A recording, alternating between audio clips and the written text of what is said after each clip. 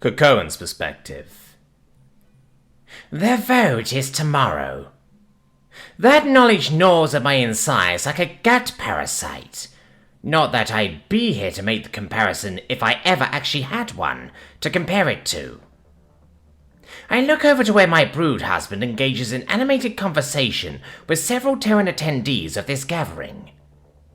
I have to fight down the urge to pull him back to our room and do the things I want to do to him tonight, the same way I had to push down the urge to caffeinate myself into a stupor.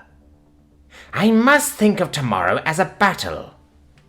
Just as I wouldn't compromise my rest the night before I needed to fight, I can't do so tonight. If victory is achieved, celebration may follow afterward.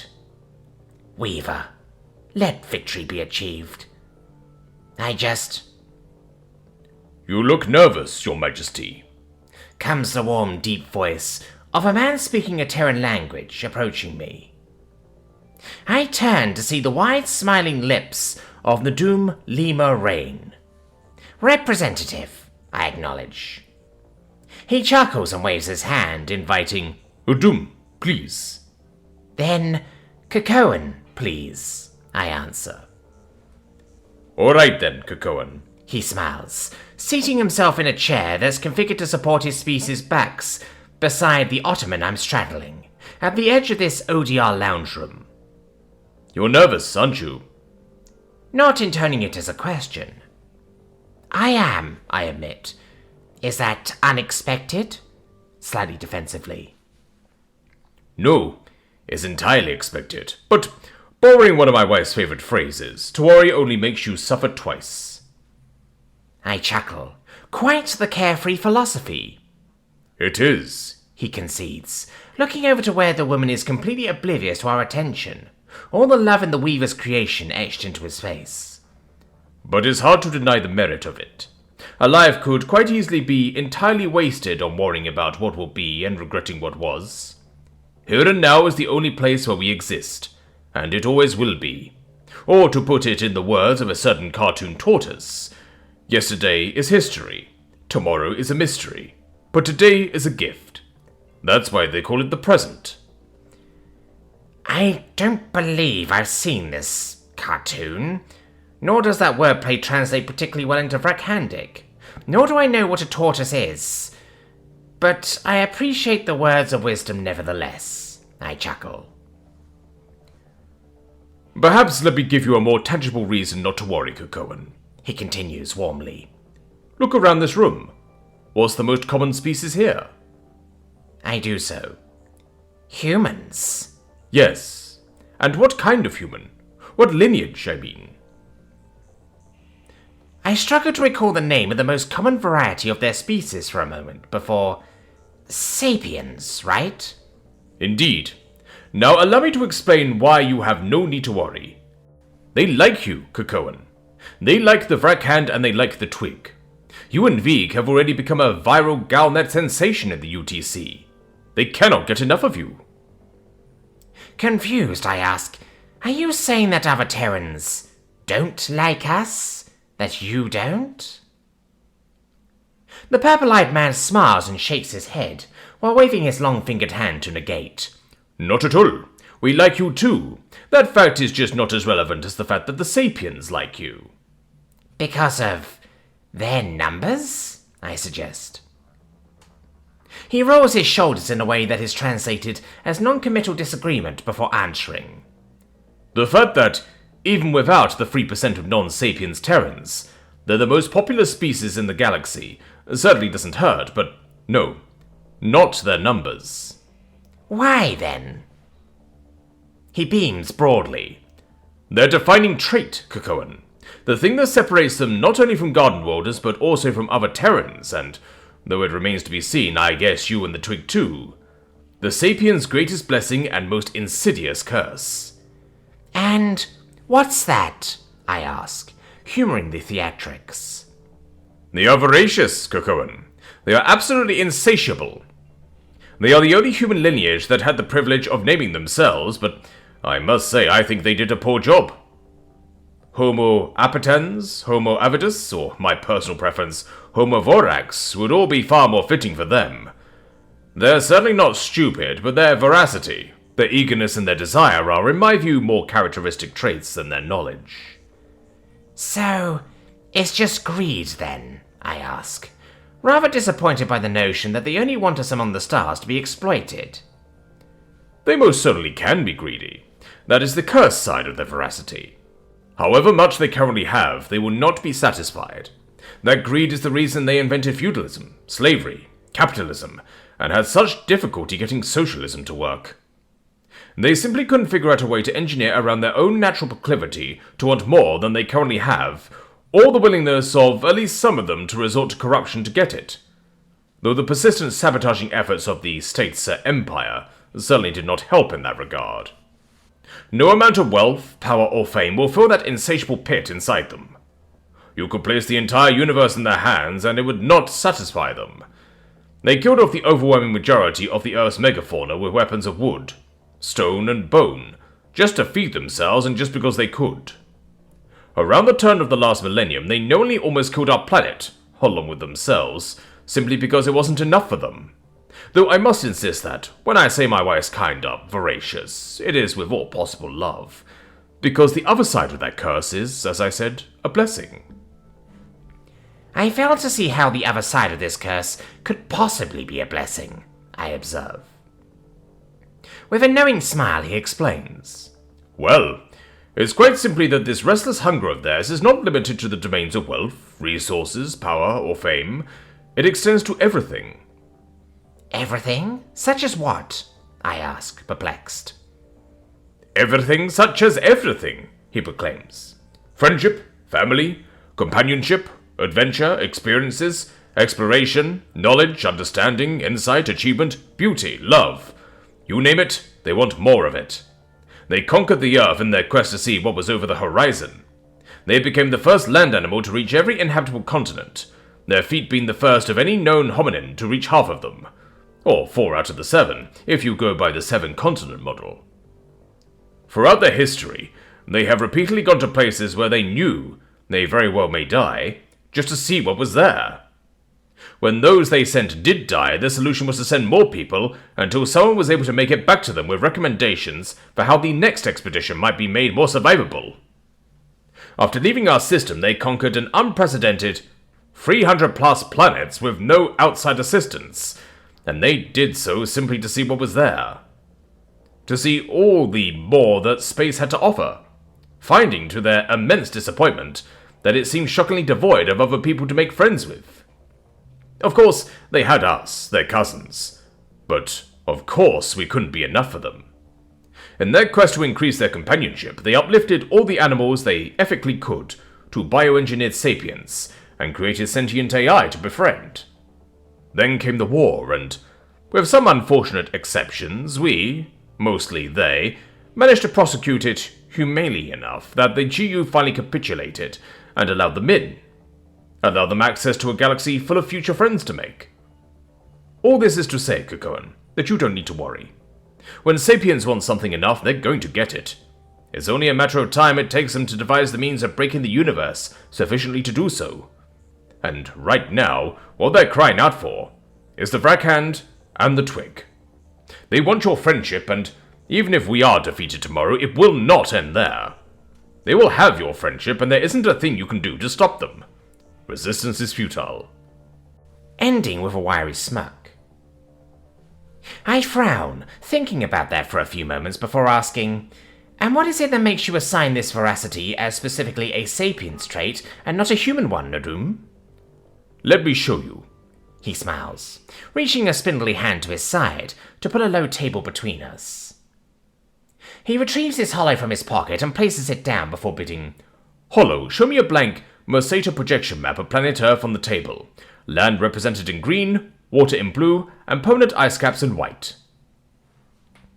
The vaguely familiar shapes of the landmasses of the Terran cradle world appear in front of me in their preferred north-up orientation for maps. Strips of white line the top and bottom of the image, with patches and lines of the same at various other points, presumably where mountain ranges are. Curiously, I look to the man.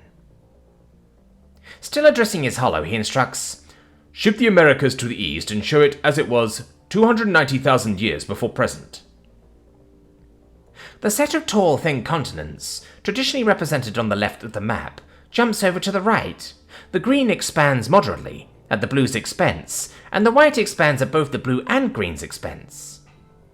Now overlay the estimated ranges of Boito, and every Heidelbergensian lineage of human, including labels and estimated populations in Vrackhandic. The island continent in the central south of the map stays green, as do the long continents in the east, but the main landmass becomes a patchwork of different colours, each labelled with a phonetically translated name and a large number. Addressing me again, he disclaims, "This is only an estimate of the situation on Earth, around 100,000 Graham-Corton years ago. We could go further back and see how we got to here, but that doesn't matter as much as what follows this point. It may not have looked exactly like this, but it will have been near enough for our purposes. Also, being a Mercator projection, I do have to point out that lands at the top and bottom of the map are smaller than they appear." "Noted," I acknowledge, curiously. He smiles and bobs his head once before continuing. "If you look here," indicating the top left of the map, "you'll see the range of the Neanderthals, sandwiched between the ice sheets in the north and the Mediterranean Sea in the south, extending into northern Asia and through Anatolia into the Levant. Here," he indicates a small patch, contorted between ice sheets and hemmed in by seas to the east and west, and Neanderthals to the north and south, "are the Lisri. Here across Central Asia, from the Iranian and Tibetan plateaus, up to the Altai Mountains and everything between, are the Denisovans. Way up here in the Northeast Asia, all by themselves, are the Dzingda. Those are all the Neanderthaloids." "All right." "Down here," he continues, pointing to the bottom tip of the almost entirely detached landmass in the bottom left of the map, where three colours cluster close, "you have the Tshwanoids and Boito. That's Boito there, in south-central Africa. Then here, in southeast Africa, you have Inhat Zengulis, with my people, the Tshwan, over here in the southwest." "I see." I frown slightly, trusting that he'll come to a point eventually. "And then we get to this whole stripe from East Asia to West Africa. The Sapiensoids," he smiles, before rapid firing. "Longi in eastern China, Korea, and southern Japan, fragmented into 5 different sublineages. Danao down in Southeast Asia, focusing on Sunderland. Kwandwa, Indian subcontinent, and extending along the southeast coast of Iran to western Oman. Here," his finger skips over one of the patches, "Irhod, inhabiting West and Northwest Africa. And then," his finger returns to the one he skipped, "Sapiens themselves, inhabiting Eastern Africa from Kenya to the Nile Delta, with a toehold in Yemen. 1.5 million of them, more than double the rest of us combined." He looks to me, waiting for my reaction. "That's quite the discrepancy," I observe. "Precisely. Now, I'm going to play it through to the extinction of Lisri. Just bear in mind you aren't going to be watching a depiction of a genocide. While there certainly were instances of interlineage violence, there is a mountain of evidence to corroborate that the extinction of all these non-sapiens happened overwhelmingly bloodlessly. They didn't murder us, they didn't let us die. We believe they simply came to our territory and refused to leave us alone until there wasn't an us anymore. We had simply become part of them." "Right," I respond apprehensively. The man bobs his head and addresses the table.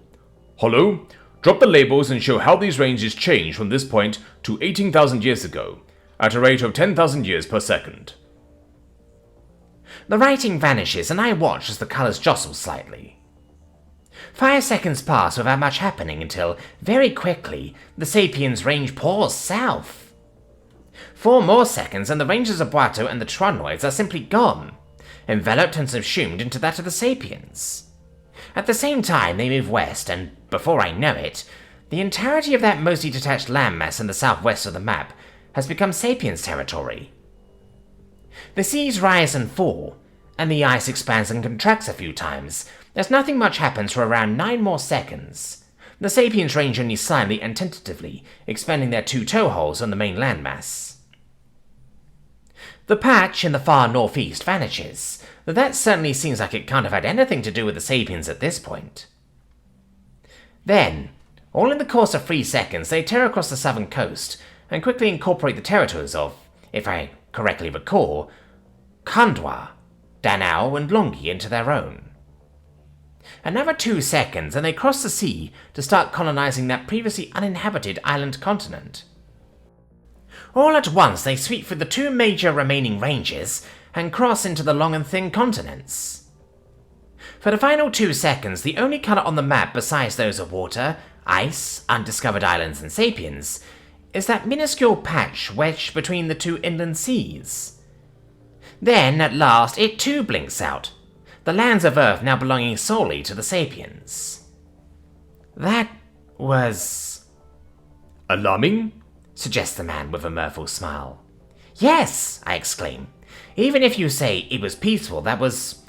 What was that meant to demonstrate again, other than sapiens' frightening power to overwhelm, supplant, and assimilate? Ah, it was meant to show you the difference between them and other humans. Hollow, go back further and play the period between 400,000 and 240,000 years ago at the same rate. The map goes back to more or less how it was at the start. 16 seconds pass with barely any movement. The odd boundary shift here and there, but the main one being the sapiens expanding north. Do you see? Asks the Tshirt, smiling. You see how static we all were. That's the difference between us and them. We're capable of being content with what we have and how things are. We had our ranges, our little patches of the world where we knew how to survive, we knew what to eat, how to make shelters, how to craft tools in just the way our parents had taught us, and their parents had taught them for hundreds of thousands of years. For companionship, we had our tribes, and we had sporadic contact with other tribes of our respective kinds. Every now and then, groups from other lineages may have intruded into each other's ranges, but for the most part we were simply content where we were and with what we had. Or if we weren't, we were at least resigned to our inability to improve things. Sapiens were different. They cannot be content. They are restless boundary breakers, disruptors, and innovators. However good things are, they only see the ways they could be better. They can't be content? I query. They really can't, he confirms. In fact, if a sapiens ever feels that they have nothing left to strive for, they're liable to develop a condition known as paradise syndrome. They will languish, in a way that I'm not aware of any other kind doing, just wishing to be once more challenged. That's actually quite horrible. The thought that there could be any who would fight so hard to attain a paradise, but then be so constitutionally unable to ever enjoy what they had attained. Like I said, he beams. A blessing and a curse. I mull over the information the man who represents the sapiens to the galaxy, despite not being one himself, has just given me about them for some long moments. I'm overcome by a complex mix of pity for them and awe of them. Finally, I ask, so, what do you think caused sapiens to be this way? Nadum. Ah, well. He points to the sapiens patch on the now still map on the table. If you look at where their range is on the map, you can see they occupy a kind of crossroad between Africa and Eurasia. They control both the Sinai and Aedan crossings, which are the only likely routes in or out. Crossings could have occurred at the Strait of Gibraltar, but there doesn't seem to be any significance of that happening. Continuing this crossroads, I believe, allow them to benefit both culturally from the good ideas and stories of any adventurous Neanderthals, Denisovans, and Kwanda, making their way into Africa, and Tranoids, Bato, or Ilhod, making their way out. And allow them to act as a catchment for genes that have made those individuals so adventurous. You see. Darling! Chimes the mirthful voice of an approaching woman, startling me. I turn to see the man's wife, looking with worried disapproval at the table as she walks toward us. I have to wrestle down the complicated emotions that arise in response to her appearance, given what her husband has just taught me of her kind. Arms akimbo, she lightheartedly challenges, You're not filling the Empress's head with your fringe paleoanthropology theories, are you? Without waiting for an answer, she turns to me and chuckles. Don't let my husband fool you, Your Majesty. Whatever he pretends, he has no qualification in paleoanthropology, and the crossroads hypothesis is not accepted as mainstream science. Untrue, returns her husband, raising a long finger in the air and affecting smugness. I did an elective module in paleoanthropology in our second semester at university. I remember they had lectures on Wednesdays because I had to miss my parkour club sessions for them. It may not have been a full degree, but it was certainly a qualification. Sighing mirthfully, she does not dignify that, continuing, I hope my husband hasn't been boring you to tears, Your Majesty. He can get a little enthusiastic when explaining how he thinks my lineage is the most amazing thing to walk the earth since the death of the non-avian dinosaurs. No, it's been quite edifying, I respond, honestly, before adding, and you may call me Cocoan, Ambassador. Beaming broadly, and absolutely confirming her husband's appraisal of her lineage's eagerness for any and all companions with her manner, she answers, Then you can call me Norina, Cocoan. Now, not to sound like your mother, but I think it's bedtime for both of you. You will have a vote to win tomorrow. Not sounding in the slightest doubt that we will do so.